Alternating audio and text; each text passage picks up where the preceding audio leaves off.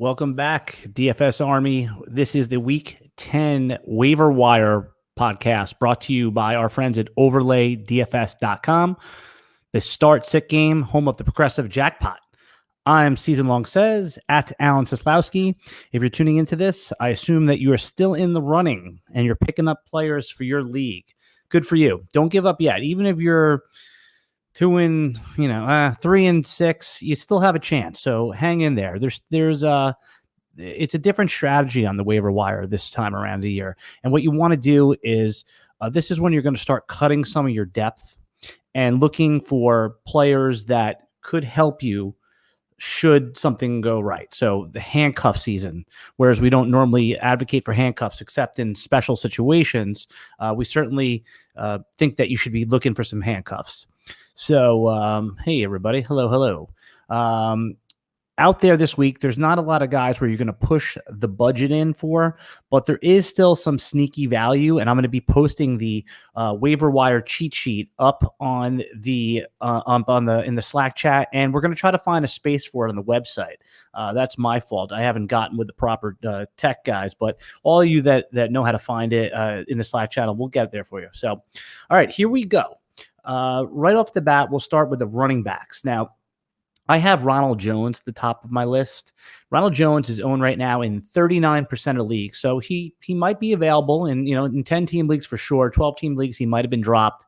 And we've had what I call add drop Tourette's with Ronald Jones. We drop him, we pick him up, we drop him, we pick him up. But finally, Bruce Arians and the Bucs have committed to him. They've come out and overtly said that he is going to be our guy moving forward. This week, he had 18 carries, 67 yards, and a touchdown.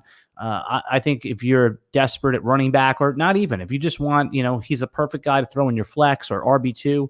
For those drafters who went wide receiver heavy, this is a great player. I would put in 100% of my FAAB at this point of the season to get a player like Ronald Jones. He has the makings of a guy that can bring you home to the promised land. Now, you may only have $30 left, $15 left. I'd push the chips in and just go get them. If you're one of these guys that have saved, or one of these fantasy owners that have saved your FAAB, just go get Ronald Jones, man. And if he is out there in your league and he can be had for, say, I would even trade Cortland Sutton, who's on a bye, to try to get him if you need a running back, someone like that. I really believe that Ronald Jones has a chance to be someone who really helps you bring it home now that they've committed to him in a pretty good offense. The second guy on my running back list is Darrell Henderson. Now, he's coming off the bye. Another one who was probably dropped because he had a bye last week. It's tough to hold guys like that when you have a bye. So Darrell Henderson on the Los Angeles Rams, presumably Gurley got a little healthier on his week off, but I don't know. He doesn't look like the same Gurley to me. We were fading him hard in the preseason, and he's if you got him in the late second round, he's paid off for you there. No problem. First round pick, you're probably a little disappointed, but no more disappointed in any of these other first round picks this year. I mean, look at the first. We'll go into that for another podcast, but what a disappointment the first round has been. So what I would do is with Darrell Henderson, I think he's a sneaky guy. You may not have to push all your chips in. What I've done is I put him down here as a 6% bid, but you know your leagues. If you want to spend 10% of your budget to get him, he's only owned in about 26% of leagues. So Darrell Henderson, it's disappointed so far, but in his chances he's gotten, which has been about double-digit carries the last couple of games, he's looked pretty good to me. And at any point, I mean, who can't use another running back? So that might be a quiet, sort of sneaky guy to get. I know he's on. I was checking around to see what some of the other mainstream lists have. They don't really have him listed that high up. So DFS Army, go get Darrell Henderson if he's available. I know I had to drop him in a couple leagues. All right, running backs, Darius Geis. Now, Washington's on a bye. Geis is presumably coming back. So Geis could probably be had for a $0 bid. If you believe in Geis, I mean, I believe in his talent. He might be worth picking up, but you're going to have to hold him for 2 weeks. And the other problem is Adrian Peterson's playing well. They're going to hand the ball off a lot in Washington with Haskins there. I just, it's worth picking up if you can get them for in that second wave of waivers, not where you have to put money in, but maybe you put a $0 bid, or when waivers run, then you can pick them up in the next round. So, I'm okay with picking up Darius Geis and putting him on the end of the bench if you have room. Well, I see some of your questions are coming in on the video chat. So we'll get to some of those at the end. This is going to be a quick podcast, so I'll have some time to answer those at the end. So just hang in there. And hello to everybody that's tuning in. I do appreciate it. All right, moving on. Now, the Miami Dolphins. So Mark Walton suspended for 4 games. So if you'd picked him up, he's an easy cut. He won't be back for a month. So that leaves Kalen Ballage, who he's 7% owned. I have up on the list here 6% bid, but I'm going to pull that down to a $3 bid because I just don't believe in the talent. What I do like doing here is Myles Gaskin was a 7th round pick of Miami. Now, we don't know much about Gaskins as far as an NFL player, but in college, he was a 4-year starter.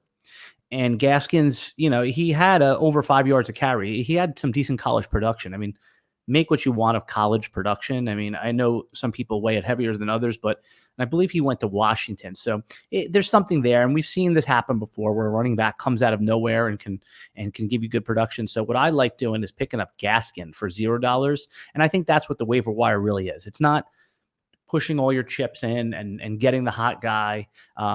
That makes sense sometimes, getting the hot free agent. But what I do like here is picking up from the bottom of the waiver wire, plucking off those $0 guys. And I think Myles Gaskin, if you need a running back, has a chance. Now, if we get to Sunday and Gaskin is inactive, you can cut him right away. I mean, that's, it costs you nothing to find out. So I certainly would check out picking up Myles Gaskin on Miami if you need a running back. All right, so we'll move on next to the wide receivers. Good week for wide receivers, everyone. I mean, there's a lot of teams on bye, so some of these guys might seem like they're deeper plays, but absolutely, you can pick these guys up, and some of them you're going to have to play. I mean, so let me just look here on my list. What I wrote down is I have Zach Pascal. I mean, I was in the DFS Army Slack chat and on Twitter suggesting people pick up Pascal for free last week. One T.Y. Hilton was ruled out for the next 3 to 4 weeks. I mean, Zach Pascal, not a sexy name, but he's I mean, he had another good game. I mean, he's a very tough is a touchdown catcher. He can go up and get the ball. He was at Old Dominion. He did the same thing when he was there. He would go up and just out-muscle guys for the ball. And now he's presumably the number 1 target. I know Brian Hoyer looks to be taking over for Jacoby Brissett, but that's not that much of a downgrade. So I like Zach Pascal at only 20% ownership. You probably can get him for 15% of your budget. I actually played him last week in one league, picked him up and benched him in another, but I'm glad I had him because I got him for free, and I'm sure many of you guys did as well. And if you didn't, that's okay. Sometimes you just don't have the bench room to do them, to get them on your roster. So I certainly would make him my number 1 wide receiver ad. Moving along here, Devontae Parker is my number 2 wide receiver, 29% owned. I have him as a 12% bid. Now, we've been talking Devontae Parker on this podcast for quite a few weeks now. And the main reason is that Parker, when the coach, and you'll hear me say this a lot, when the coaches overtly come out and give you information, not coach speak, I tend to listen to it. Now, unless they're just liars. And the coaching staff, as they started tanking in Miami, they've said one of the guys, and again, I'm paraphrasing, they said one of the guys that we're going to really try to get the ball to and see what he's made of is Devontae Parker. I think Parker, they want him to be part of that rebuild next year. They presumably get a quarterback in the draft. They're going to want to have weapons instantly. And I think, Parker scored in 4 of the last 5 weeks. So he's got a floor now. Devontae Parker actually has a floor. He may not be a ceiling player as we once thought he might be, but he certainly has a floor. So I would pick up Devontae Parker if you need a receiver. With Fitzpatrick under center, you always have a chance at fantasy production. I mean, I don't want to take the complete loss. I was a Josh Rosen kind of guy. I still think that in the right situation, but he really has showed nothing. So with Fitzpatrick there, I think it's pretty safe to assume he'll start the rest of the season unless he gets injured. So I certainly would be comfortable taking a shot on Devontae Parker.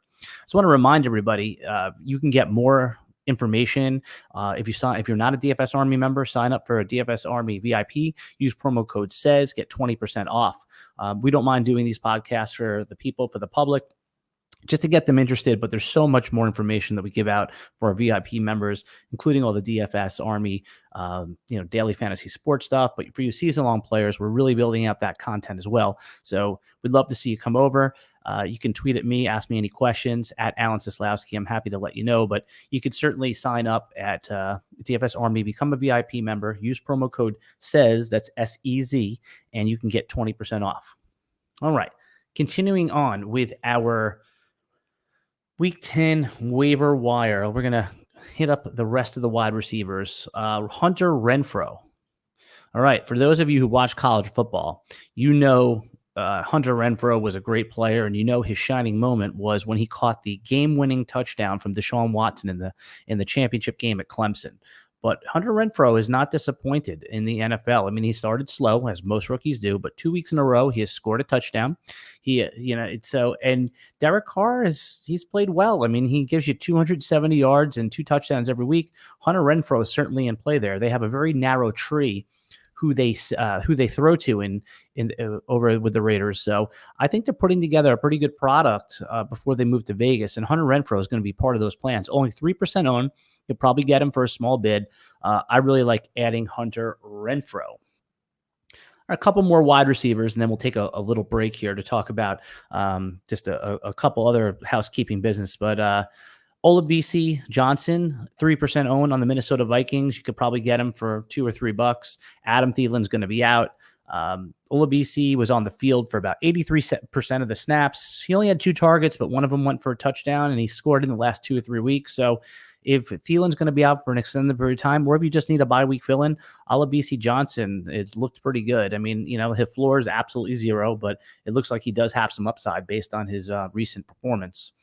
The last 2 wide receivers that I have on the list here, everybody, are Josh Reynolds and Andy Isabella. Andy Isabella, he was a second-round pick.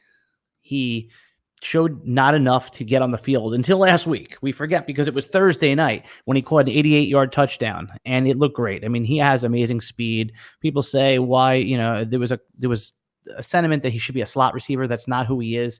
Even though he's a smaller receiver, he plays on the outside. He's got a lot of speed. So Andy Isabella is somebody worth at least monitoring in shallower leagues and in deeper leagues. If you have bench space, I like the possibility of Andy Isabella having a good month run right here.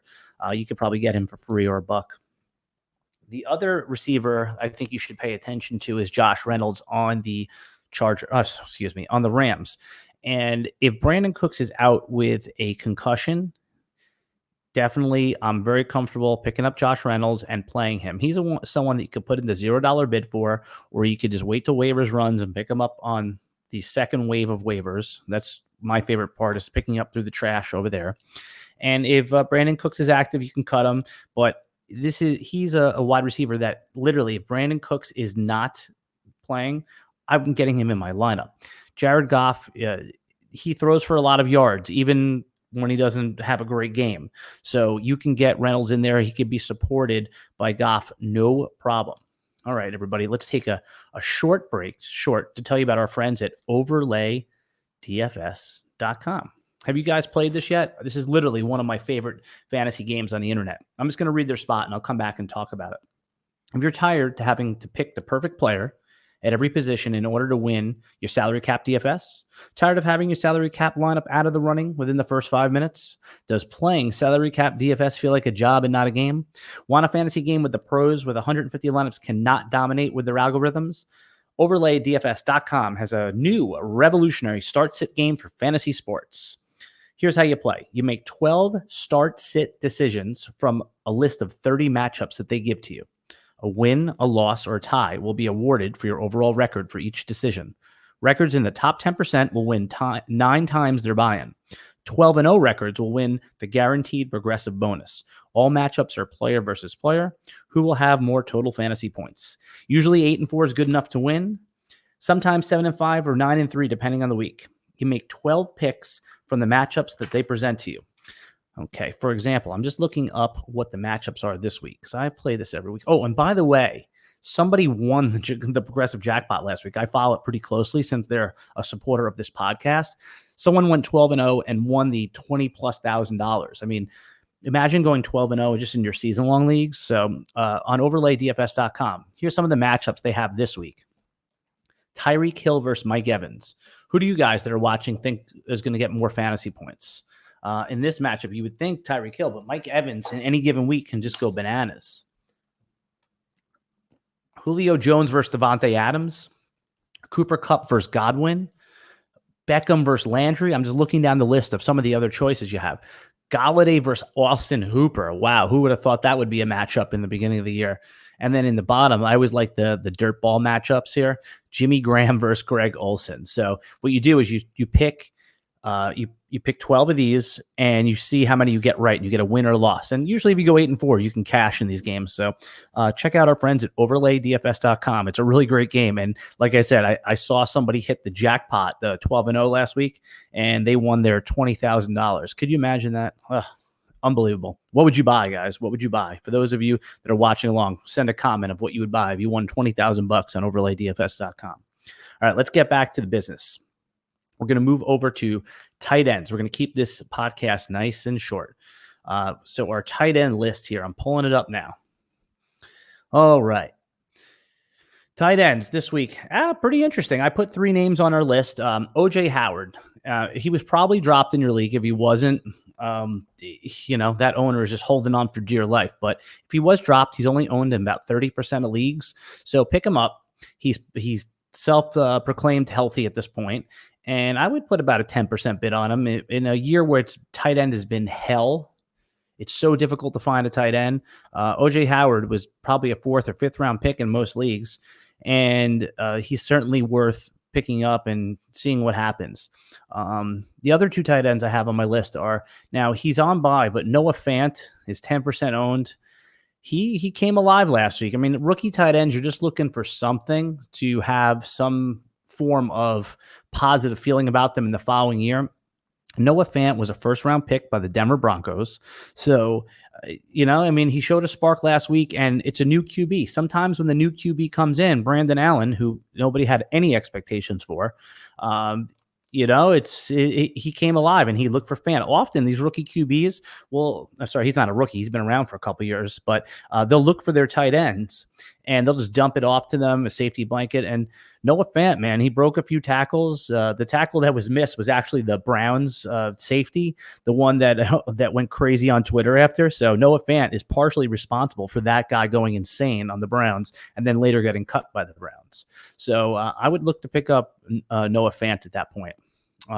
Again, you'll have to hold them through the bye, but if you're a championship team and you're holding players like Mecole Hardman, you can cut Mecole Hardman. You're not going to use him. You have your lineup set for the rest of the year. He's got a bye anyway, and coming up, the Chiefs do in week 12. So I would add Noah Fant if you're in tight end hell right now, like everybody is, except for a few people. The last tight end I have on here is Mike Gesicki.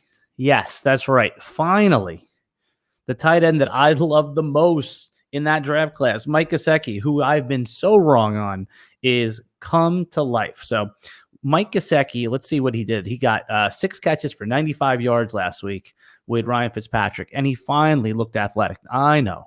It was against the Jets. Everyone does well against the Jets, right? So I just think that sometimes it just takes that little spark to get going. He's in, I believe is it year 2 or year 3, but he's in a good breakout position. Nobody's going to be bidding on Mike Gesicki. He's like 1% owned. Let me see. I wrote his ownership percentage down. 3% owned.